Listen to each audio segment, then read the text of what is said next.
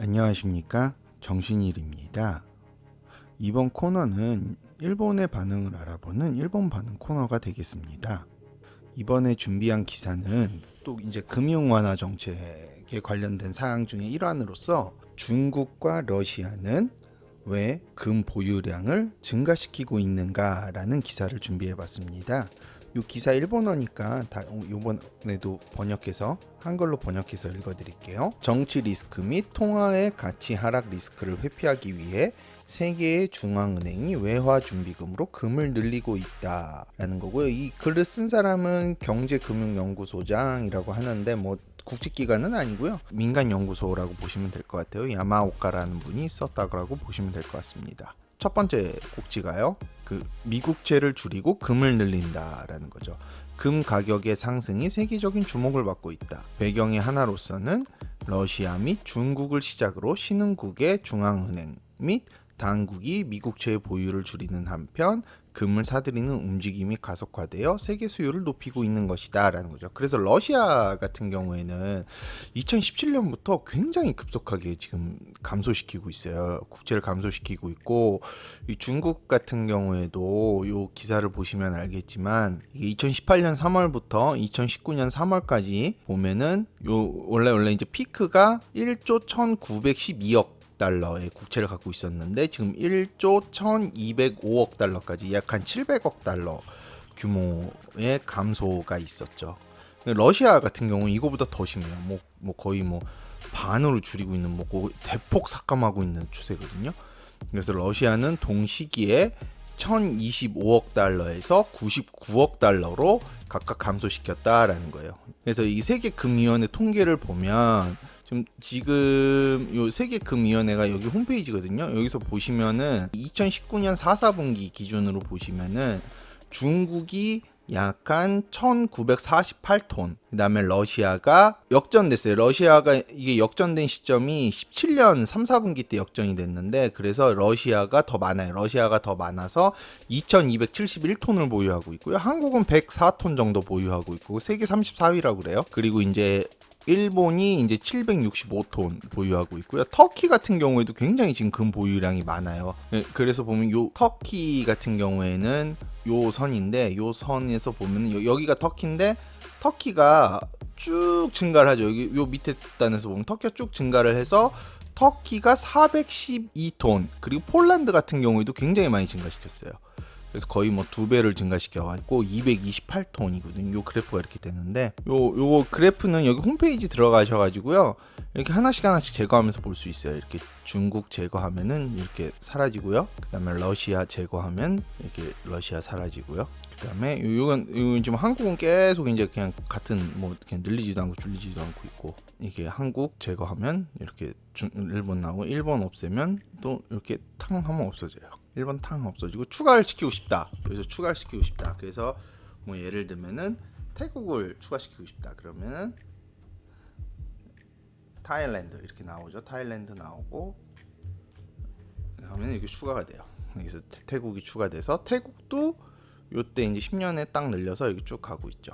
그래서 이제 금 보유량을 계속 이렇게 중앙은행들이 늘리고 있다 보니까 금값이 이제 상승 추세에 있다라는 얘기예요. 그래서 보면은 이 금이라는 거는 원래 이제 금본위 시대에는 그 통화의 어떤 그 자국 화폐의 가치를 보증하는 어떤 보증 기능을 가지고 있었거든요. 그래서 이제 현대 사회로 넘어오면서 기축 달러가 도입이 되고 기축 통화가 도입이 되고, 그래서 이제 금의 위치를 매기는 게 실제 외화 준비의 어떤 일환으로서의 좀 위치는 좀 사그라들었지만 그래도 굉장히 높은 위치를 차지하고 있고, 특히 이제 기축통화의 가치가 하락하는 거에 대해서 대응하는 수단을 매기고 있거든요.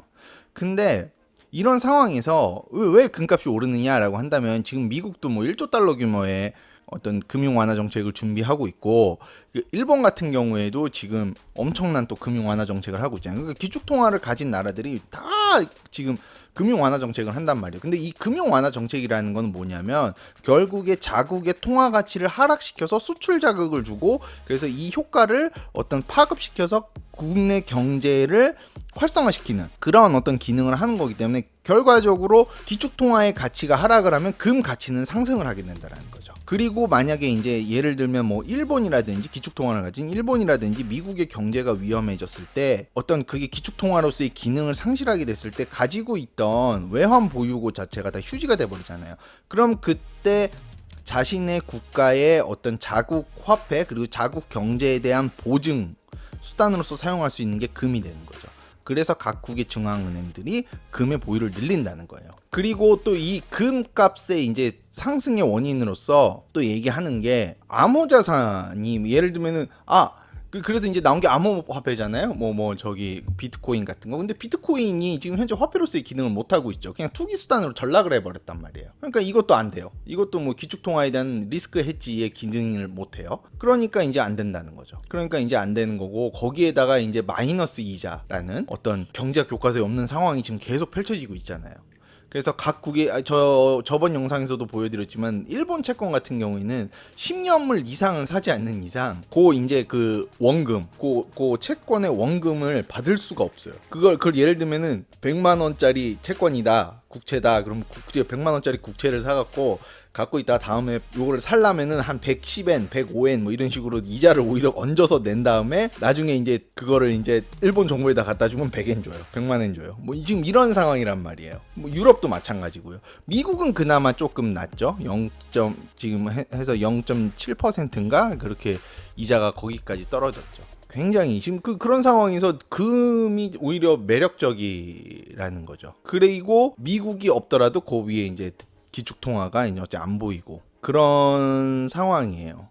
그런 상황에서 이게 금값이 어떻게 될 것이냐라는 거는 달러의 가치에 대한 척도라고 보시면 될 것 같아요. 그러니까 달러의 가치가 하락을 하면 지금 금 가격 시세를 한번 또 여기서 한번 들어가 볼까요? 여기서 보시면 이 서치에서 골드 프라이스라고 보면 여기 있는 골드 프라이스 있고 데이터 페이지죠. 데이터 페이지고 이렇게 들어가면 나와요. 그래서 보면 맥스로 보면 1970년대부터 보면은 미국 경제가 어려운 시기에 그러니까 이 지금 오일 쇼크가 터졌죠. 오일 쇼크가 터진 시기에도 금값이 올랐어요.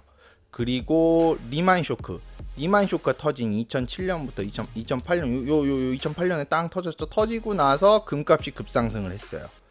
그리고 나서 계속 금값이 이렇게 유지되다가 올라가다가 2011년까지 정점을 쳤고요. 그리고 미국 경제가 안정화되면서 금값이 떨어지기 시작했는데 코로나 바이러스 땅 터지면서 다시 상승하고 있죠. 그러니까 미국 달러의 가치가 하락하면 금값이 오른다라고 생각을 하시면 될 것 같아요. 그래서 지금 각 국가가 금융 완화 정책을 실시한 정리를 하면 각국의 금융 완화 정책은 결국에 금값의 상승을 불러올 가능성이 굉장히 크고 그리고 이제 대한민국의 원화의 가치 여러분들 되게 한국에 계신 분들은 되게 궁금할 거잖아요. 뭐가 됐든 달러보다도 원화 가치는 더 떨어져요. 이거는 뭐 부정할 수 없는 사실이에요.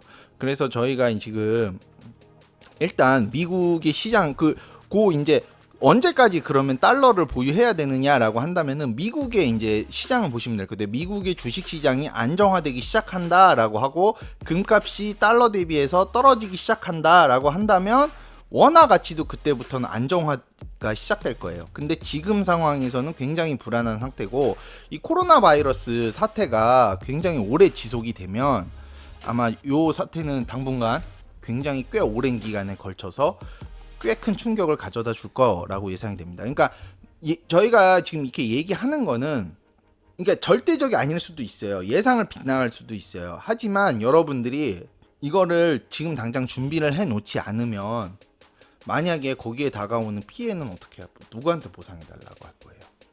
누구한테 보상해 달라고 할 거냐고요? 아무한테도 보상해 달라고 할 수가 없어요. 그러니까 여러분들이 각자의 위기는 각자 조금 일단 각자 도생할 수 있는 방법으로 살아가는 방법을 잘 찾으셨으면 좋겠고요. 일단 오늘 저희들 영상은 여기까지 하도록 하겠습니다. 저희들 영상이 마음에 드셨다면 좋아요, 구독 버튼 지금 눌러주세요. 감사합니다.